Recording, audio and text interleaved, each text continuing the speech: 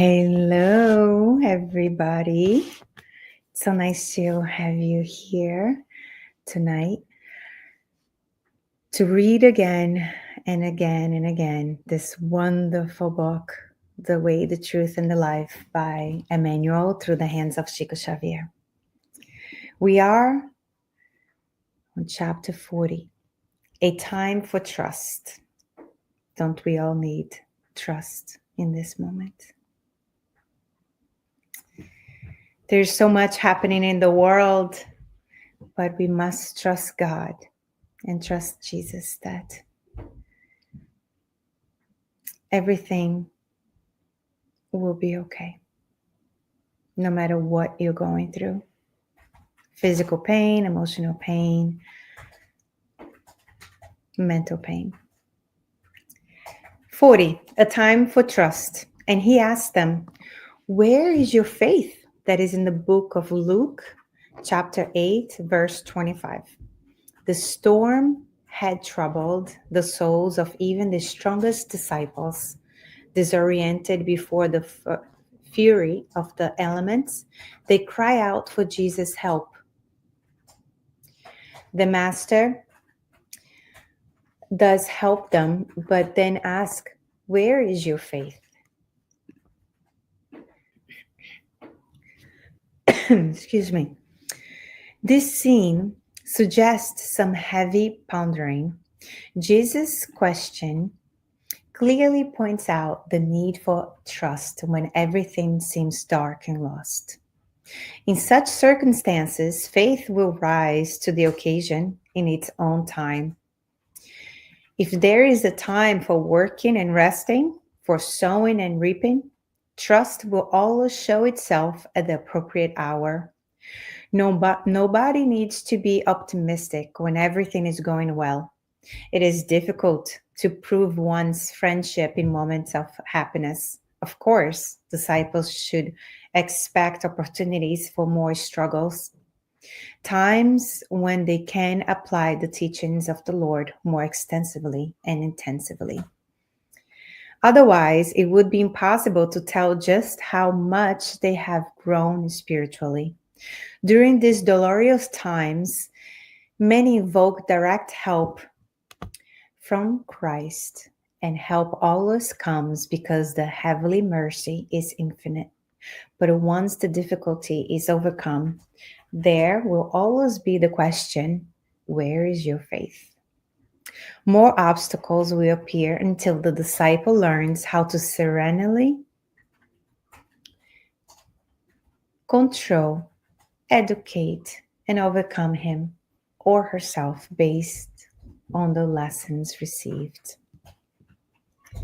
So where is our faith? Our faith grows in the relationship that we have with our Father. But not only in the relationship that is in a positive way, right? Let's say a relationship of when things are doing well.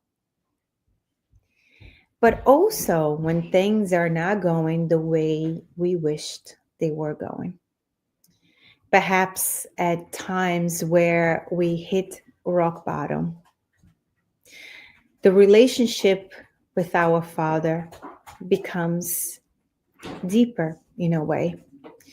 Because when there's no way out, we call for mercy. When we exhausted all the energy on trying to figure it all out by ourselves, using different modalities to get ourselves from the difficult situations, but we cannot, then the only thing that is left is to kneel on the floor, look at heavens, and ask for help. So during those moments, the relationship grows stronger and deeper. And the time for trust becomes every single second in our lives. No matter what happens, Our inner self knows that even if there's a storm coming by, the storm will come, will pass, and will go. And this is wonderful to know, because to know that we are not alone. So the idea is to learn how to gather spiritual, Christian, loving tools such as courage, tools such as serenity, harmony, emotional intelligence, connection, peace, but also emotions that perhaps we look at them as negative, but they are just part of our evolution, such as anger, for example. The emotion of anger, if used in a positive way, allows us to push forward without, of course, harming anyone around us, nor ourselves.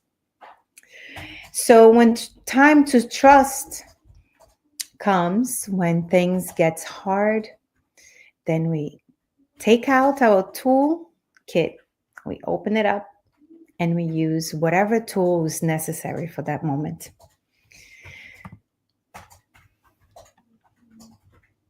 So always let's remind ourselves that the relationship with God, it's always constant. When we are going through an exciting moment in our lives, but also in a very difficult moment in our lives. And always remember to use those tools. And I really like this part of the reading that says, nobody needs to be optimistic when everything is going well. It is difficult to prove one's friendship in moments of happiness. Of course, disciples should expect opportunities for more struggles, times when they can apply the teachings of the Lord more extensively and intensively. Otherwise, it would be impossible to tell just how much they have grown spiritually. So it's like you're walking in a forest and you see a big trunk of tree laying flat on the ground, and then you decide to jump it. So you jump it, you get used to that going over it. And then that small obstacles that you conquered, you end up becoming stronger. And then you keep on going in the forest. And then you see another obstacle, perhaps a big hole, and you have to figure out how to cross, how to jump that hole, right? And then you're able to jump. You realize you figured out to use some of the tools that you got, and then you overcome that obstacle. And that goes on and on and on. And the obstacles become bigger and bigger and bigger and bigger. And we look at them not as big monsters, but wonderful opportunities and difficult and challenging opportunities that we had to grow and expand. How wonderful is that to do that, right? So those challenging moments becomes a blessing. And our faith then grows because the relationship with God becomes so much more deeper, right? And that's really a blessing.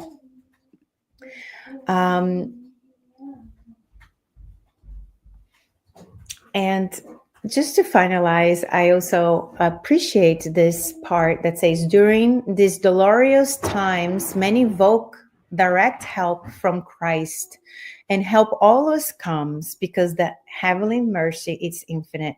But once the difficulty is overcome, there will always be a question: where is your faith? So the help, it's always here. The question is, are we aware enough to spiritual awareness? Do we have the spiritual awareness? And then also the emotional awareness that the help is here constantly. But sometimes when we get clouded with so many challenging thoughts, and let's put it in a simpler language, negative thoughts, then we are not able to see those blessings. Let's give one example of a storm. Let's go back to the forest. You are in a forest and it starts to rain very heavily, and then you find a cave, a safe one, okay? You find a cave and you go in and you found yourself a shelter. And if you look at it like, oh my gosh, I am in this forest, it is pouring rain, I'm not able to go back to my house, and I am in this very small cave, and it's very uncomfortable, and it's dark, and it's muddy, and it's whatever you want to say negatively about the cave, then you miss the opportunity to see the blessing that came from above. Perhaps an intuition that drove you to that cave, right? To walk towards that cave and find it, so that you could find a shelter, that you could shelter your body, that you could have a safe place to stay until that pouring rain would stop, right? So the more we grow in faith, the more we see the blessings around us.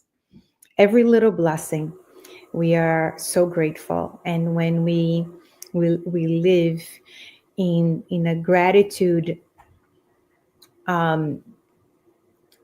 energy, then a psychosphere, right, of energy, and psychologically also speaking, always working on that gratitude, psychology of gratitude, then we see life not only with the lengths of pain, but we see life with so many miracles that we call them miracles, but actually are help that comes from the above.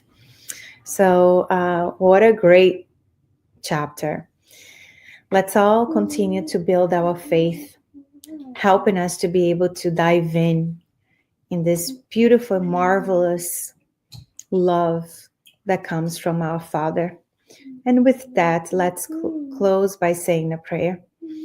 Dear Father, Almighty God, we thank you so much for the opportunity that we have here today to gather together, to see all the beautiful blessings around us, from the shelter that cares for our well-being, to the water that we bathe our body and that we drink.